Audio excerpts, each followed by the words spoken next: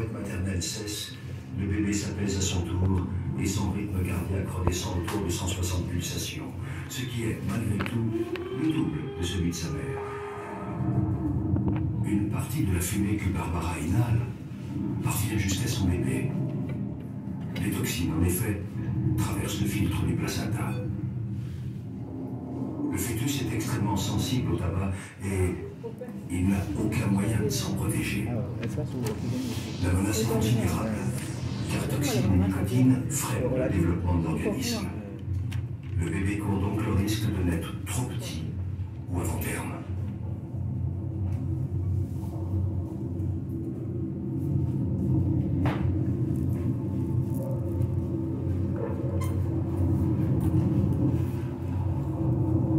D'autres substances toxiques représentent des dangers potentiels.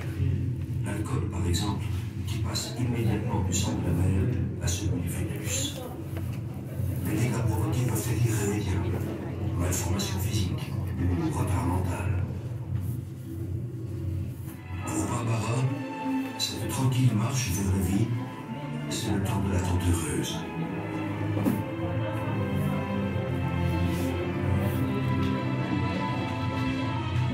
Le fœtus, à mi-chemin de son évolution, est encore bien petit. Ses organes sont déjà formés et en place.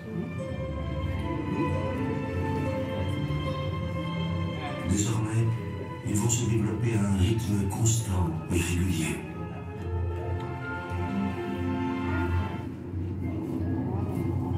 Parce qu'il est bien formé, le fœtus est solidement installé. Barbara peut mener sa vie comme elle l'entend. La vie d'une jeune femme d'aujourd'hui qui continue à s'amuser, à faire du sport, à aimer. Durant la grossesse, la production d'hormones existantes augmente considérablement et de nouvelles hormones spécifiques font leur apparition. Dans le processus de la fabrication de la vie, chacune a un rôle clé, comme assurer un bon fonctionnement du placenta, aider le fœtus à tirer le meilleur parti des aliments ou bien limiter les contractions. Pour Barbara, les hormones assurent l'équilibre d'une complexe alchimie et lui permettent de découvrir une sérénité qu'elle n'avait jamais ressentie auparavant.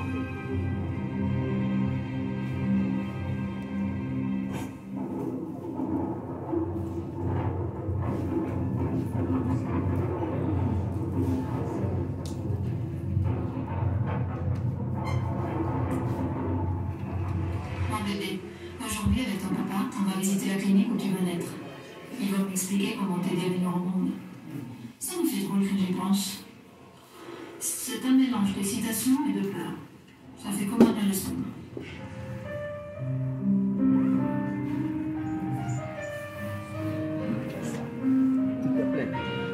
S'il te plaît.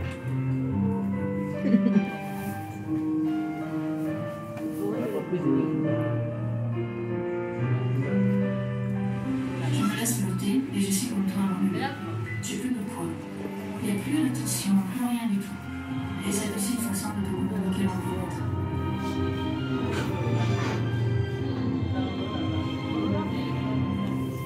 S'il te plaît. Fille ou garçon? Sur le plan génétique, la partie est jouée depuis l'instant de la fécondation. Mais le sexe de l'enfant restera longtemps secret, jusqu'au 3e mois. C'est à cette époque-là de sa vie que se dessinent des organes génitaux qui lui permettront, le jour venu, de procréer à son tour. Le bourgeon génital évolue. S'il s'allonge, ce sera un pénis et donc un garçon.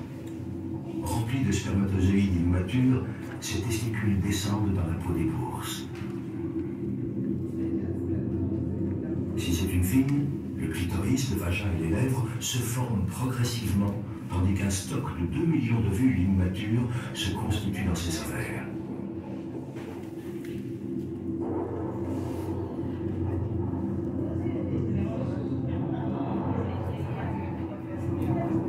Le futur bébé absorbe de plus en plus l'eau du liquide amniotique. Depuis le 4e mois, ses reins fonctionnent. L'évacuation devient naturelle, il fait pipi. Le placenta agit comme un filtre, un peu comme des couches, et la plupart des déchets rejoignent les reins de sa maman.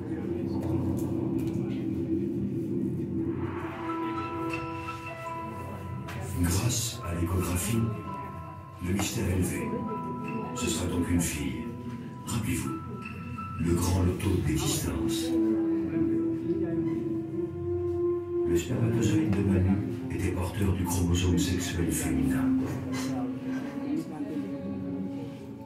Ici, nous entrons dans le monde fascinant de l'hérédité, et c'est au microscope qu'il faut observer ce prodige de la nature. Au commencement, à l'instant de la fécondation, la combinaison des patrimoines génétiques de Barbara et Manu a donné naissance à un œuf.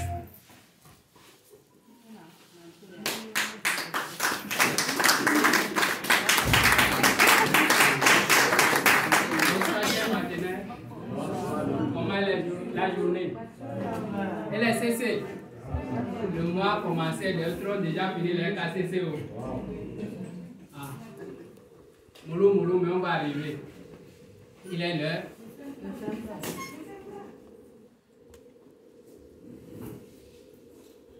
Il est l'heure.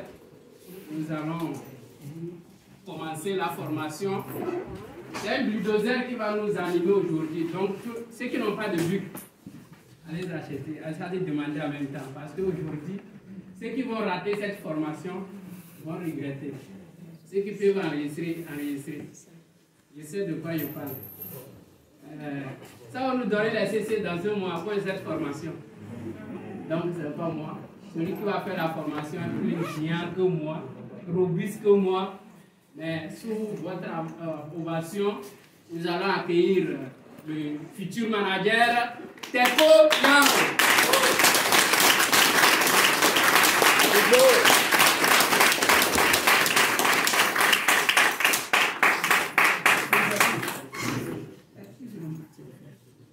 Bonsoir, chers partenaires. Bonsoir. Le véhicule 4234 AB. Il y a un souci. Je vais dire. Voilà. Tu vas faire. Ok. Merci. Filme-le.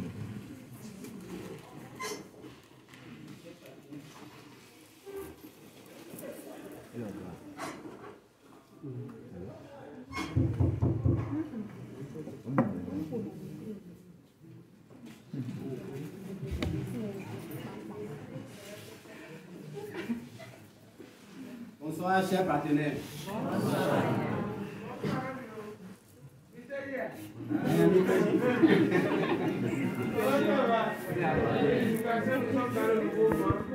Merci pour le travail abattu. On est dans la zone à 11 jours et quelques.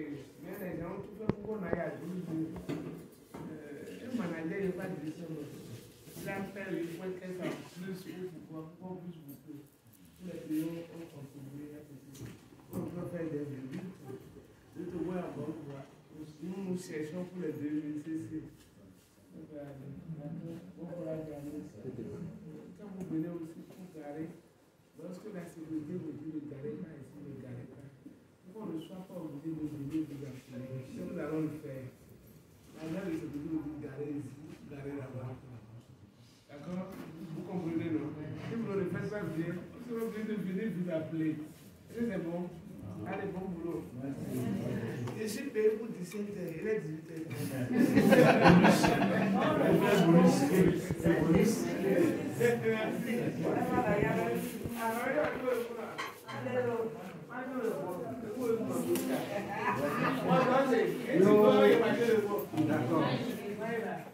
Bonsoir. Bonsoir. Ce soir est une soirée très spéciale.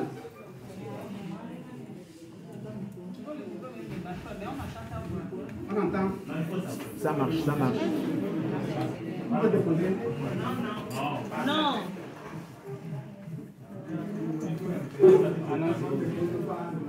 Ce soir, dans la formation produit, c'est comment faire pour recommander ces produits lorsqu'on a des soucis liés à l'appareil génital de la femme.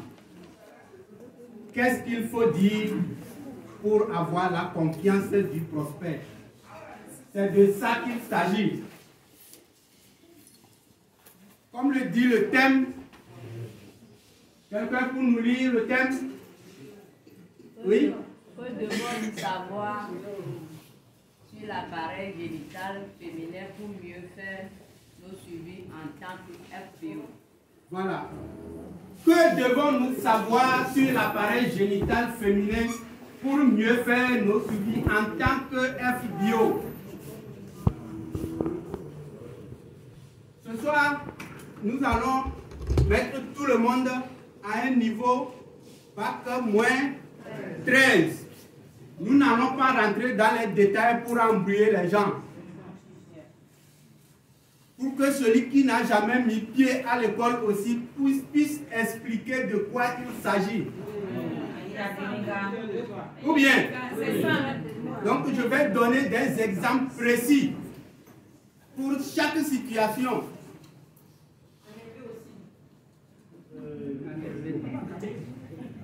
Donc, moi-même, les gens m'appellent Teko Yao. On y va. J'appellerai cette image un château, parce que chacun est resté dedans. Ou bien,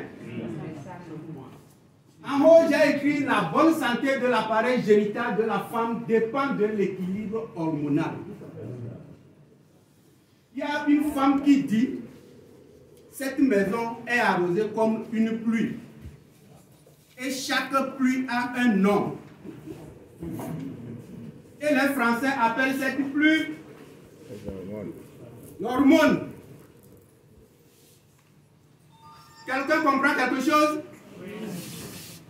Donc si arrivé celui qui a bac moins 15 aussi va dire, l'appareil génital, c'est comme quelque chose qui est arrosé par les pluies. Et chaque pluie a un nom. En français, c'est les hormones. Donc, c'est les hormones qui pleuvent sur le château avant que le château ne fonctionne très bien. En bas, c'est pour nous les hommes. C'est le vagin. C'est pour nous.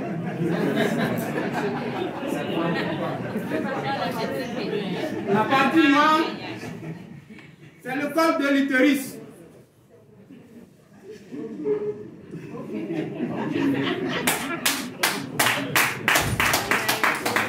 Et en haut, la grande partie, c'est là même notre chambre, notre premier château. C'est là où nous sommes restés avant de venir en vie.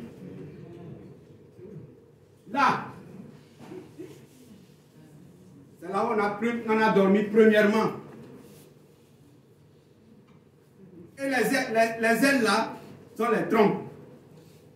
Et ce qui est rond, c'est là où se pond l'œuf.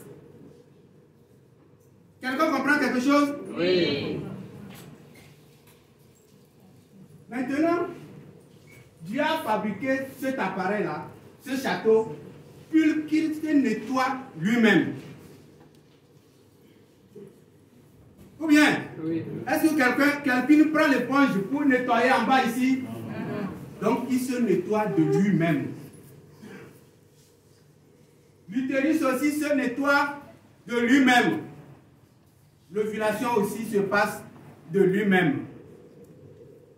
Mais, aujourd'hui, notre château pleure. Notre château a un problème. Parce que il y a des situations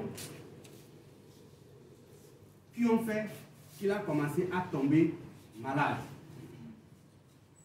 La suite. Donc j'ai dit qu'il y a des pluies sur le château. Voilà en définition ce que c'est que cette pluie que les Français appellent hormone.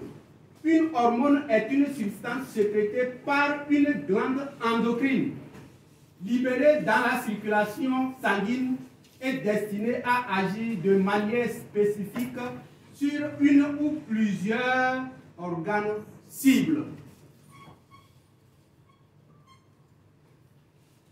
On continue. On a seulement 1h30. Au cours de nos prospections, voici certaines de nos questions. Voici certaines des questions que les prospects nous posent. Que révèle l'état de la glaire cervicale?